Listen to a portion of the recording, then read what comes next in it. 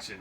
My cameraman Tim is laughing so hard because just before the camera came on, I was doing this little pre-cooking for you jig, but I'm not going to do it for you now. But if you request it on another day, maybe I will. Today you're going to learn how to or bake with me a nice chocolate cake. A great, easy, don't need multiple, like put the dry ingredients in with the milk, with the this, that. Everything goes in at once. You just put it in the beater after that, and it's an amazing, easy, fun cake. I'll put the whole recipe up when I post the video. So it's chocolate because Tim felt that chocolate, everybody liked it, so we're going to start with something he likes. But yes, for those of you who already did know, carrot cake is his favorite, and it is his birthday today. But he said just go ahead and make a chocolate cake, and I'm going to put maple frosting on it.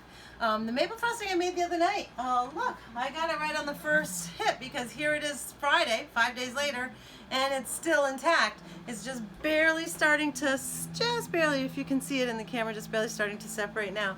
That was a good batch. It never separated, so I'm pretty proud of that. But that's not quite enough left to frost a whole cake now. And what I'm going to do with that, because Tim and I are alone. That's because you ate some. I did eat some. I ate the graham crackers, so thanks for telling everybody. Outing Paula. So I did. Actually, no, it's not. I didn't do the graham crackers. Okay, everybody. I dipped Scooby Snacks in there and ate them.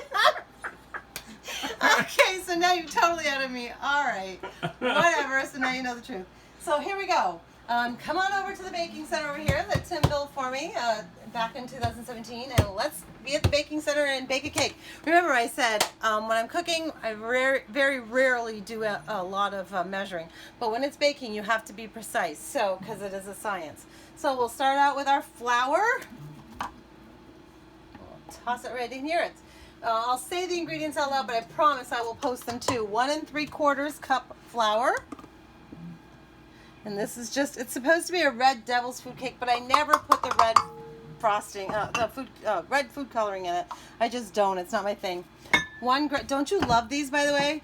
My mother-in-law gave these to me. Isn't that beautiful? And this one, well, yeah, and that one too.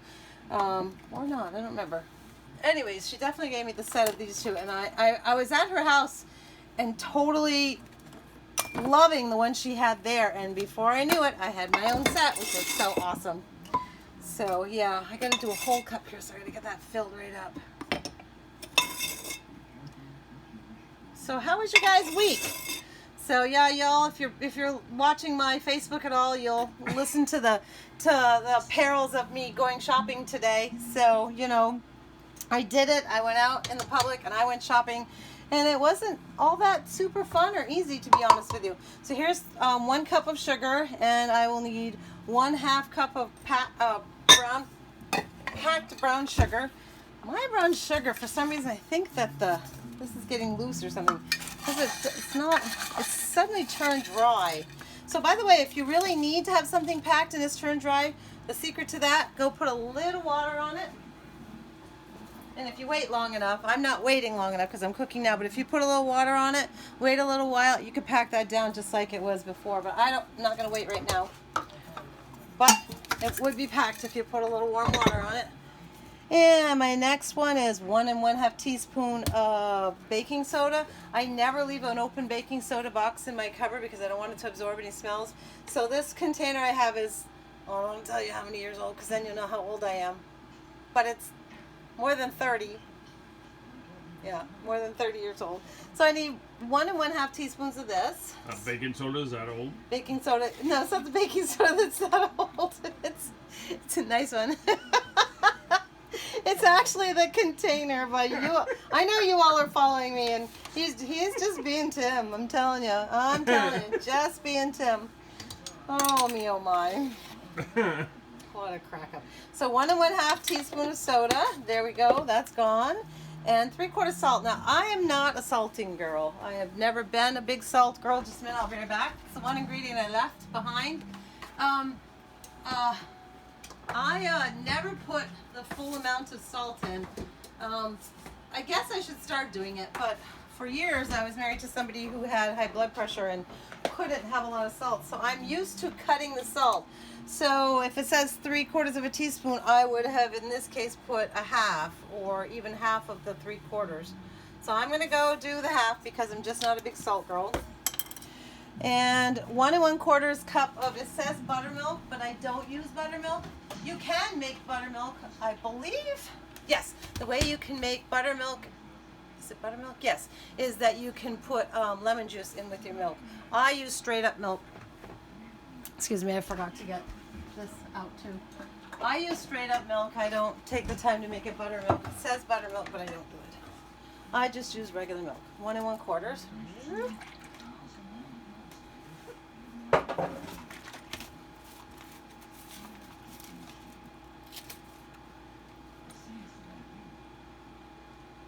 And there you go. She stole these cartons from the school. I did not, you cretin.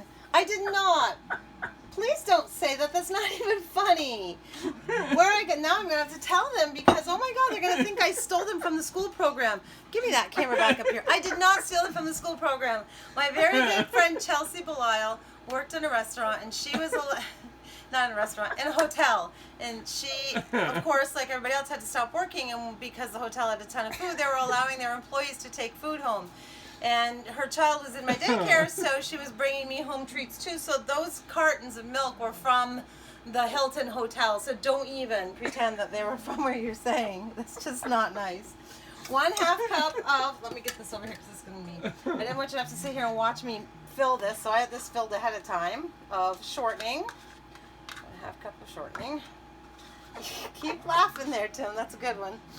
I may have to do what Danielle says and start putting my camera on the stand because, oh my God, you're making stuff up now and this is not good. And then 2 eggs. Now, I have done what I talked about the other day where I have already separated 2 eggs because I want to make some more frosting. So here's the 2 yolks that were from the 2 eggs I separated. It just adds an extra lightness to your cake. You don't want to waste it. And I'm still going to put 2 more eggs in as well. I just don't waste the yolks that came from what I had taken out to make my frosting. Did you say politeness? The what? The lightness of my cake. Oh, Yeah. politeness. Okay. So, yeah, because it's chocolate, it's not going to be white. I knew you were going to go with that joke, too. And here's your second egg. And, of course, we're missing, like, a super important ingredient, and that is if you like working with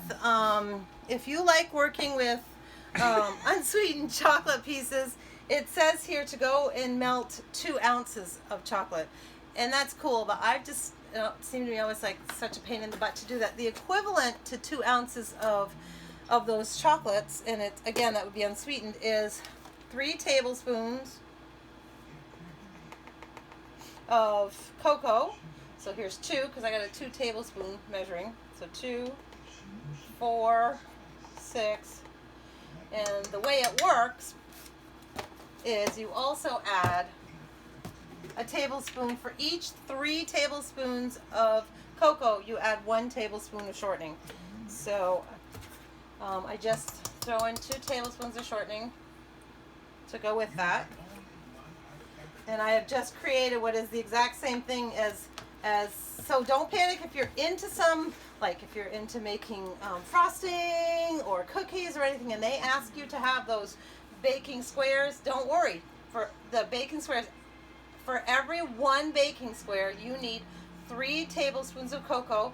I prefer Hershey's, but you can do whatever you want. I mean, there's been times when I've just used the store brand too, but I'm kind of a snob. If I can afford it, I buy Hershey's. And then for every square, it's 3 tablespoons of cocoa and 1 tablespoon of shortening. And the last ingredient is the 1 teaspoon of vanilla. So here we go. And 1 teaspoon. And there we go. So now we're going to mix this up. There's really one more ingredient, and of course that would be the red food coloring that makes it a devil's food cake, but I'm not cool with food coloring because of the chemicals that are in the coloring. I only use food coloring when I'm decorating, making decorative cakes or something for people. I don't necessarily add it to food to make the food itself a different color like cakes. So hang on, here we go. And it's that easy because a lot of cake recipes make you separate your dry over here and your milk over here, and you'd start with your sugar your 2 different sugars if you have more than one sugar, shortening and eggs, and they'll make you put that in one place. And then as it comes to this spot, you would beat that all up together. Like we'll do a white cake and we'll end up doing that. And you'll beat that all up, and then you'll add alternately the dry and the wet, and the dry and the wet. So you'd add the milk and then the flour and then the milk. And it's, I love this cake because none of that at all. This cake is okay. Let's just throw it all together and mix it. So I always stop when they finally get a little wet and scrape the sides because this is not like a regular beater. It seems to sometimes miss spots. I know, I shouldn't be saying that because it's such a great tool, the KitchenAid is, but sometimes it misses some of the edges and stuff when you first start. So I always take the time to scrape the edges and then get going again. So I'm gonna turn that on. I'm gonna leave it on probably about medium, and then we're gonna go over and get our pan ready. So there you go. That's just gonna finish up. So another wonderful thing that Marie, my sister-in-law Marie, told me, she turned me on to Baker's Joy. So for years I always put Crisco in my pan, and then I had to chase the Crisco in the pan with the flour so you can set your pan so your cake won't stick. Oh my God, have found this wonderful thing called Baker's Joy. If you don't know Baker's Joy, no big deal. Do the old trick. Do the shortening and the flour. By all means, go ahead and do that. But this is just such a boss. It's crazy. Look at that. It coats the whole thing. It's wonderful. Of course, it's aerosol, so it's probably not a cool thing. But I knew I was going to run out because I knew the pan was getting close. So I had a second one all prepared. It's right here. And this is really a cool item to have. I don't, since I do so much baking, I always buy like 2 or 3 of them. So there you go. And make sure you get every little nook and cranny because it's really disastrous.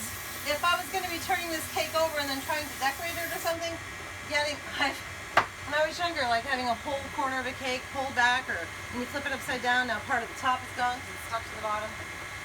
So funny, I got this cake pan at the fair at the Franklin County Field Days like 10 years ago for like, I don't know, $10, and it's so cool. I remember getting it, I was like, what am I going to use it for? Oh my God, I use it all the time. So here you go, and look how beautiful this is. I'm going to do one more time, just kind of get everything off the edges one more time, but look at the difference in color. It was really all black when you started because of all the darkness, but as it beats up, you can see that rich, nice chocolate color. Oh, it's so awesome. I'm not gonna lie. If you weren't watching me, I'd be already licking my fingers, and I'd probably be cleaning the spatula with my fingers, but you're watching me, so I'm not. Okay. Well, I wouldn't do that if I was baking it for somebody else. But when I'm baking for my beloved and just me, absolutely, I would lick my fingers. Okay, I'm just going to give it that one more extra. As you can see, it's just about done. He's reaching in to get something over there, so I'm going to hold this for a second. My KitchenAid, so cool. I had always wanted one, and they're so expensive. I could never afford one. And then finally one year I don't even know, I think it was on sale somewhere, and ta-da, this has been the joy of my life. And there you go. So soon... They weren't on sale somewhere. I bought it for you for Christmas. So he bought it for our first Christmas together. There you go. Can you come do this so I can put it in the pan, please? While he's out puttering around and playing around, I'll tell you about my shopping today. So I went to the store and I found a new discovery. Yahoo! Has nothing to do with chocolate cake, but look at that. Remember I told you better than bouillon is my favorite thing? Well, I found a better than bouillon that's roasted garlic base. Not just like the ones I normally use or chicken, and so that's going to be a new fun thing we can play with. And I found hamburger today because remember I said we were almost out of hamburger. So I found some today. It was $4.59 a pound and did not go over 81%. So when we start playing around with this in the kitchen, I'll show you what I mean about the grease and how much different it is. And we're going to repackage these in 1 pound packages. So here you go, hon. So let's get this in the pan. And my amazing cousin, actually it's my cousin's wife, Shirley Parody.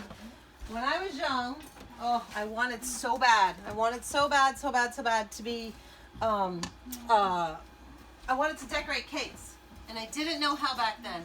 And I used to daily, well, can't say daily, but as much as my mother would let me, I would walk up to Shirley Parody's house, and I would go up there, and she'd pull out all her Wilton cake books, and we'd go through them, and she'd teach me some techniques, and oh my God, I used to love it. I spent more time there than I probably should have. The poor woman probably wanted to have me go away, but it was so much fun. And the one thing she did remember to teach me, though, for anything else, and they also taught me in the one Wilton or cake baking class I did take once, was that no matter what your recipe says, don't bake a cake on any higher than 350. So if it says 375 for 35 minutes, put it on 350 for like 45 minutes. You're never going to fail with a cake, even if you put it on what they say to begin with for the 35 minutes. You put your toothpick in it, and if it comes out wet, you're not done. But it rises more evenly if you go up on the 350 than if it gets the higher the temperature. It rises too fast, and sometimes they fall back down. So definitely, I've always gone with the rule that no matter what my recipe says, bake it on 350. This one just happens to say bake it on 350, so we're lucky. And it also gives me temperature time variations for the different size pans, like as if you would buy one in the store and it says on the box, you know, bake oblong this, cupcakes that. It gives you the variations as well. And that is the big reason, not just that it's Tim's birthday, is that people did ask me, hey, can you show us how to make cakes from scratch or brownies and stuff, because you can't buy box stuff anymore because so much things have been taken off the shelves. So if you want any more cakes, whatever, just let me know. I can keep putting different flavors up here. And like I said, strawberry would be really easy. You don't have to have strawberries. You can have a vanilla cake, and you just open a jar of strawberry jam. Again, thanks to Lisa Maynard telling me that trick. And you just dredge your knife through it, and it'll go all the way through the cake, and before you know it, you have a strawberry cake. So it's really cool. So here you go. It's this simple. We're going to stick it in the oven at 350. Couldn't help. Stick it in the oven at 350. This is an oblong pan. So it's going to be 40 minutes, but if I was doing layers, it'd be 30 to 35. But remember, the one thing I'm going to do is I'm going to check it no matter what the temperature says. When I open up that oven, I'm going to check it with my toothpick to make sure it doesn't come out wet. So that's all there is to a cake. And then, of course, you have the maple frosting recipe, so you can do your own frosting to go with this as well. We are doing a companion video tonight to go with this, since it's Tim's birthday. What I really wanted to do for his birthday, but because we can't go out, we can't do anything, is I wanted to like boil lobsters or something, but of course the distancing isn't allowing any of the stores to have lobsters on hand because it would be too close contact, they said. So I really had to think when I was in the grocery store, what could I do that would be special? So we're gonna stop this video here when we put the cake in the oven, and we'll do that right now, put the cake in the oven. We're gonna stop this video and we're gonna start another one for you, and it's going to be bacon wrapped scallops. So we'll see you in a minute. Bye.